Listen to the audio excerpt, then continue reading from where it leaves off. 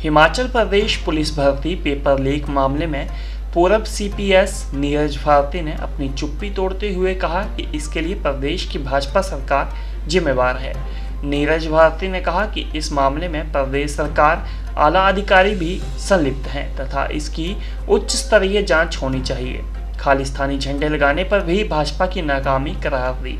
नीरज भारती ने मुख्यमंत्री जयराम ठाकुर की कोटला में आयोजित रैली को फ्लॉप करार दिया। मुख्यमंत्री जयराम ठाकुर ज्वाली की घोषणाओं का झुंझुना दे गए।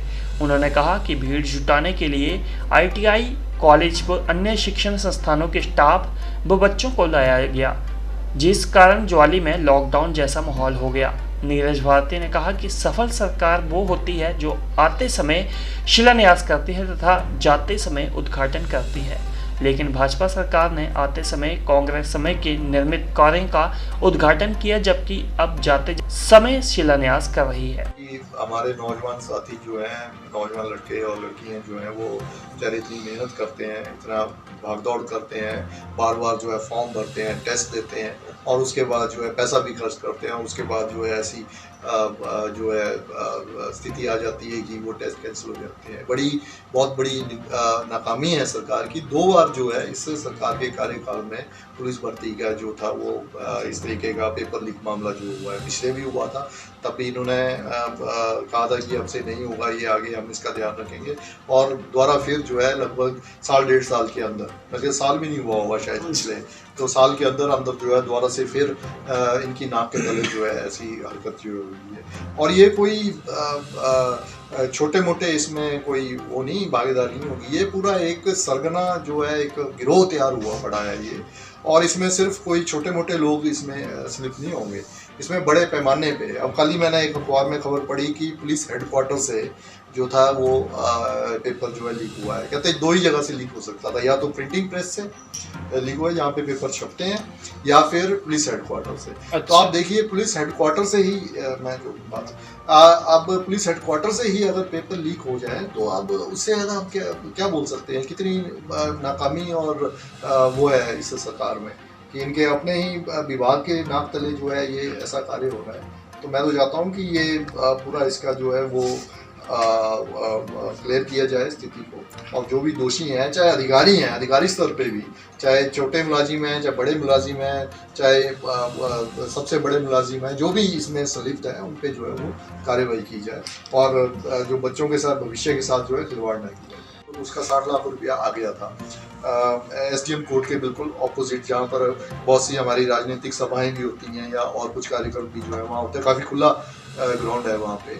तो वो 60 लाख रुपया पूरे 5 साल से पड़ा हुआ है। अब पता नहीं उस पैसे का क्या किया, मैंने तो पता भी नहीं करवाया है कि कहीं इधर उधर ना कर दिया उन्होंने उस पैसे को या कुछ। तो वो 60 लाख रुपया था, उसका कोई काम शुरू नहीं करवाया कि कम से कम आपके पास 60 लाख रुपया जो था पीडब्ल्यूडी विभाग के पास पड़ा हुआ था, उसका कुछ काम शुरू करवाते। पैसा कम हो जाता तो कुछ सरकार से और लेके आते, पर कम से कम शुरू तो करवाना चाहिए था। वो इन्होंने शुरू नहीं करवाया अभी तक। अब वो एक मेरे ख्याल पुल का उद्घाटन शायद कल किया कि नहीं किया इन्होंने। वो जो एक मेरा वाला जो था बसकुआड़ा वाला, उसका मैंने पढ़ा था शायद उद्घाटन के लिए रखा था। हाँ, अभी रखा होगा। तो वो पुल जो था वो मेरे कार्यकाल में बन के तैयार हुआ है। कब से तैयार हुआ हुआ, कब से लोग आ जा रहे हैं, अब उसका वो उद्घाटन करने की सोच रहे हैं। और इसी तरह कई और काम भी हैं जो मेरे कार्यकाल में हुए हैं। कांग्रेस पार्टी के राजा वीरभद्र सिंह जी का हमारे ऊपर आशीर्वाद रहा, उन्होंने पूरा सहयोग दिया, पूरा समर्थन दिया, तब जाकर वो कार्य हुए। उनके ऊपर जो है वो अब ये वही उद्घाटन खेल रहे हैं, और अब जाकर जो है 5 साल बाद कुछ छोटे मोटे कार्यों का जो है वो शिलान्यास कर रहे हैं।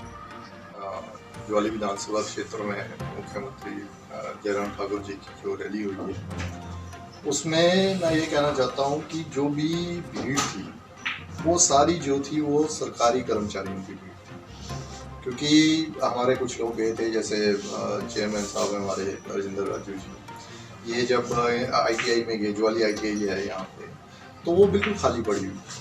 वहाँ के स्टूडेंट्स, वहाँ के टीचर्स, वहाँ का स्टाफ सारा जो था वो उस रैली में पहुँचाया गया था। और सिर्फ जो आईटीआई में कोई बचा हुआ था, तो मेरे ख्याल कोई एक लेडी थी सुपरिटेंडेंट शायद वहाँ पे, जो वहाँ की वो जो थी वो इंस्टीट्यूट में वहाँ पे रह गई थी सिर्फ। बाकी सारे स्टूडेंट्स भी और बाकी सारे एम्प्लॉयज़ भी, इसी तरह स्कूलों के जो एम्प्लॉयज़ थे, जो टीचर्स थे, वो भी उस रैली में पहुँचाए थे इन्होंने। और फिर जो आपके जो आंगनबाड़ी कार्यकर्ता हैं उनको स्पेशल इंस्ट्रक्शन दी गई थी। आंगनबाड़ियाँ खाली पड़ी हुई थी कल सारी, उसकी भी फ़ोटोग्राफ्स हैं, उसके भी हमारे लोगों के पास जो वीडियोज़ हैं वो भी सारी खाली पड़ी हुई थी। वो आंगनबाड़ी कार्यकर्ताएँ जो थी वो सारी वहाँ, आशा वर्कर्स जो थी वो उठा के वहाँ पहुँचाई हुई थी। अच्छा, नरेगा के जो मज़दूर जो काम करते हैं, दिहाड़ी लगाते हैं नरेगा में या पंचायतों में जो कार्य चले हुए हैं सरकार की तरफ से, उनके जो दिहाड़ीदार थे वो सारे ज़बरदस्ती उठा के काम बंद करा के जो थे वहाँ पहुँचाए हुए थे। जाना कोई नहीं चाहता था, सिर्फ एक डर की वजह से, सरकार का जो प्रेशर था, जो विधायक ने जो था सबको बोला हुआ था, ठेकेदारों को बोला हुआ था कि अपनी लेबर को वहाँ पे लेके आना है, काम बंद करवाओ, जो भी काम चले हुए हैं, सब इंस्टीट्यूट जो थे वो खाली पड़े हुए थे। इसी तरह इन सब ने अलग अलग जगह से जो थे वो ज़बरदस्ती लोगों को प्रेशराइज करके वहाँ पर पहुँचाने का काम किया। मैं ये नहीं कहता हूँ कि चलो जो एम्प्लॉयज़ हैं वो नहीं कर सकते, जा नहीं सकते रैली में, या ठीक है जा सकते हैं, पर प्रेशराइज करके जो था उनके ऊपर दबाव डाल के, या तो उनके ऊपर बदली का दबाव था डालेंगे, या फिर जो मजदूर हैं या कोई और हैं उनके ऊपर किसी और तरीके का दबाव डालेंगे, ऐसे जो थे उन्होंने वहाँ पर इन लोगों को जो है पहुँचाया। बसें जो थी वो स्कूल की बसें, आधे से ज़्यादा जो थी लोग थे जो थे हमारे प्राइवेट स्कूल के एसोसिएशन, उन्होंने मना कर दिया कि हम तो बसेस भेजेंगे नहीं, हमारे तो स्कूल चले हुए हैं और हम तो बच्चों को लेके आने जाने में मुश्किल होती है।